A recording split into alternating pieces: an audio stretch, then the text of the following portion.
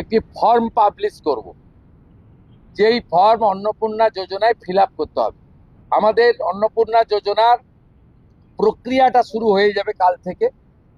যেমন যেমন form fill up হবে তেমন তেমন 3,000 টাকা ট্রান্সফারও শুরু হয়ে যাবে।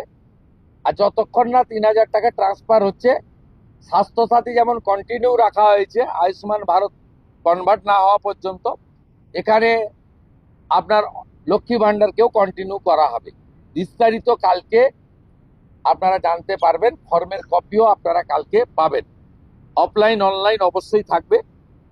অন্নপূর্ণা ভান্ডারের টাকা পাওয়ার জন্য কিন্তু নতুন করে অ্যাপ্লিকেশন ফর্ম ফিল আপ করতে হবে। হ্যাঁ, ঠিকই শুনেছেন।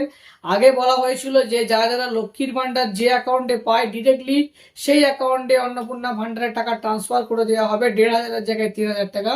কিন্তু এখন আজকের একটি ইন্টারভিউতে মাননীয় মুখ্যমন্ত্রী নিজেই জানালেন যে অন্নপূর্ণা ভান্ডারের টাকা পাওয়ার জন্য একটি অ্যাপ্লিকেশন ফর্ম তারা কিন্তু লঞ্চ করতে যাচ্ছে আগামীকাল।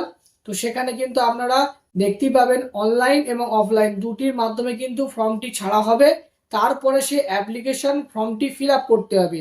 ফিল আপ করে যত দ্রুত সম্ভব সেটি তারা জমা দেবে এবং ভেরিফিকেশনের পরে কিন্তু অন্নপূর্ণা ভান্ডারের টাকা ছাড়া হবে। ততক্ষণ পর্যন্ত যারা যেভাবে লক্ষ্মীর ভান্ডার যে অ্যাকাউন্টে পেতেন সেইভাবেই কন্টিনিউ করা হবে যতক্ষণ না ওই পুরো প্রসিডিওরটা কমপ্লিট করা হচ্ছে।